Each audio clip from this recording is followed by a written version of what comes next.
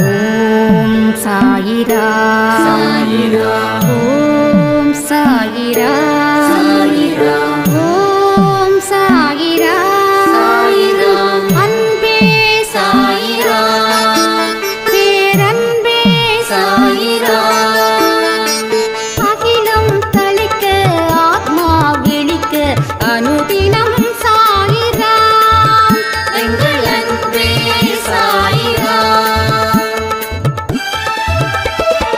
ஒன்றே இறைவன் ஒன்றே பூமிக்கென்றும் சாயிரா சரணம் சாயிரா நன்றே செய்து வாழ்வோம் நாம் ஒன்றே செய்து வாழ்வோம் அன்பே சாயிரா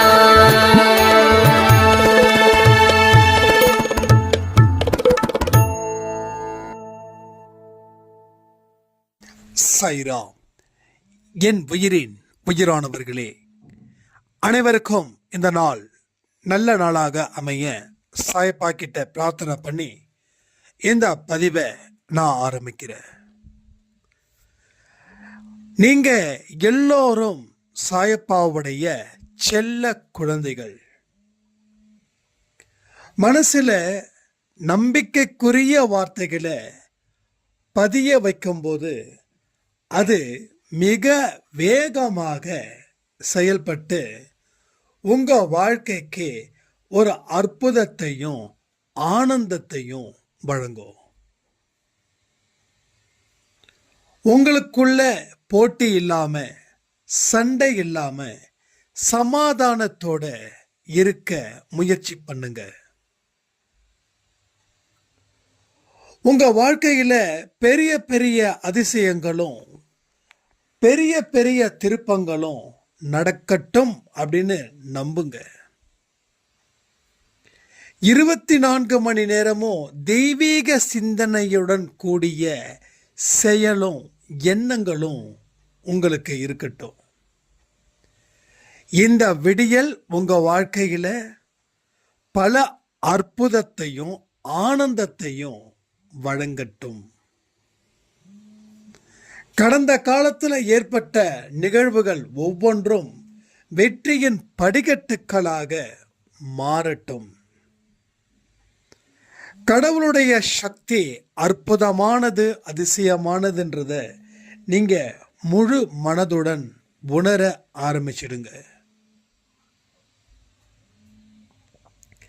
பதட்டம் இல்லாமல் செய்யக்கூடிய ஒரு காரியத்தையும் நம்ம சாயப்பா 100% வெற்றியை தருவார்ன்ற நம்பிக்கையோட ஆரம்பிச்சிடுங்க. தொடக்கம் கஷ்டம், ஆனா பழகிடுச்சுன்னா அது ஆனந்தமான வாழ்க்கையை ஏற்படுத்தியே தீருன்றதை மறக்காதீங்க. இந்த உலகத்தில் எத்தனையோ வழிகள் இருக்கு வாழ்க்கையை வாழ்வதற்கு. ஆனா நீங்க ஒரு சிறப்பான வழியை உருவாக்குங்க. அந்த பாதையில பயணத்தை வைங்க. அதுல கவனத்தையும் வச்சுக்கோங்க. யார் என்ன சொன்னாலும் உங்க மனசுக்குள்ள 1000 கேள்விகள் கேட்டு அதுல பெறக்கூடிய பதிலை வச்சு நீங்க முடிவு பண்ணுங்க. நீங்க தனிச்சிருங்க, சுதந்திரமா இருங்க. கட்டுப்பாட்டுடன் கூடிய சுதந்திரம் முக்கியம்னு நம்புங்க. உங்களுக்குள்ள இருக்கக்கூடிய ஒரு அற்புத சக்தியை வெளியெடுத்து வருவதே உங்களுடைய நோக்கமா, உங்களுடைய எண்ணமா, உங்களுடைய ஆசைகளா இருக்கட்டும். ஒவ்வொரு மனுஷனும் உங்ககிட்ட தர்க்கம் செய்வாங்க. நீங்க அவங்க கிட்ட விவாதிக்க வேண்டிய எந்த அவசியமும் எந்த தலையெழுத்தும் இல்லை என்பதை உணருங்கள். ஒருவன் உங்களை எப்படி நினைக்கிறானோ அவன் அப்படியே நினைக்கட்டும். அவன் மாற்றி நினைக்கணும் அப்படின்னு நீங்க நிரூபிக்க முயற்சிகள் செய்ய வேண்டிய அவசியம் இல்லை. நேரத்தை இதற்காக நீங்க எக்காரணத்தை கொண்டும் வீணாக்க கூடாது. காலம் கண் போன்றது. காலம் கண் போன்றது. அப்போ காலத்தை சரியா பயன்படுத்திக்க நாம என்னென்ன முயற்சிகள் எடுக்கணுமோ அத்தனை முயற்சிகளும் எடுங்க. ஏன்னா காலத்தை வீணாக்காமல் இருப்பவன் எவனோ அவனுக்கே கடவுள் வாய்ப்புகளுக்கு மேல வாய்ப்புகள் வழங்குகிறார். ஒரு நொடி பொழுதும் நீங்க நேரத்தை உங்களுக்கு பிடிச்சது போல தர்மத்தின் அடிப்படையில், தெய்வீகத்தின் அடிப்படையில், நல்லதின் அடிப்படையில், நல்ல எண்ணத்தின் அடிப்படையில் அமைச்சுக்கோங்க. சில நொடிகள் உங்க வாழ்க்கையில ஏதாவது ஒரு கஷ்டத்தை கொடுத்தாலும் அதை உடனே மாற்றி யோசிக்க வேண்டிய பொறுப்பு நமக்கு இருக்குதுன்னு நம்புங்க. ஆனந்தமா இருக்கணும், அது ரொம்ப முக்கியம். நம்ம என்னைக்கு எந்த இடத்துல டயர்ட் ஆகுறோம், நம்ம வாழ்க்கையில எதெல்லாம் நடக்கக்கூடாதது நடந்ததோ அதை நினைத்து நினைத்து நாம டயர்ட் ஆகுறோம். உங்க வாழ்க்கையில ஒரு முறைதான் அது நிகழ்ந்தது. நீங்கள் எப்பொழுதெல்லாம் நினைத்து கொண்டு இருக்கிறீர்களோ அப்பொழுது எல்லாம் அது நடந்து கொண்டு இருக்கிறதுன்றதை நினைவில் வைத்துக் கொள்ளுங்கள். அப்ப என்ன செய்யணும்? அந்த மாதிரி சில விஷயங்கள் வரும்போது மனசுக்கு சந்தோஷமான விஷயங்கள் உங்க வாழ்க்கையில நடந்திருக்கும். அதை மறுபடியும் ரிப்பீட் பண்ணுங்க. ரிப்பீட் பண்ண உங்களுக்கு தொடர்ந்து நல்ல விஷயங்கள் தொடர்ந்து தொடர்ந்து தொடர்ந்து நடக்கும். ஒரு காலத்துல இந்த கவலை கண்ணீர் இருக்கே அது உங்களை விட்டு விலகி நிற்கும். இந்த சந்தோஷம் அப்படின்ற ஒன்று இருக்கே அது உங்களை நோக்கி நெருங்கி நெருங்கி வரும். சந்தோஷம் நெருங்கி வந்தா வெற்றி கூடும். வெற்றி கூடுச்சு, சந்தோஷம் கூடுச்சு, நிம்மதி கூடுச்சுன்னா ஆயுளும் ஆரோக்கியமும் அதிகரிக்கும்.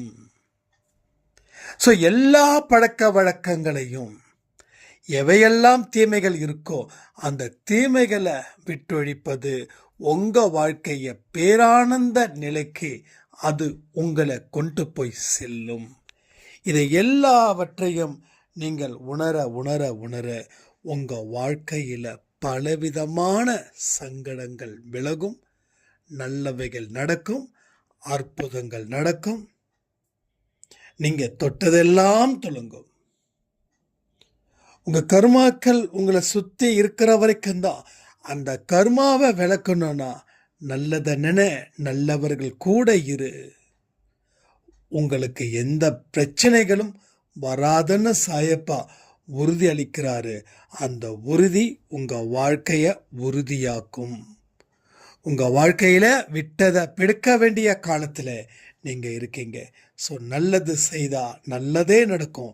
நல்லது செய்யும்போது தான் கடவுளோட துணையும் உங்களுக்கு இருக்கும்.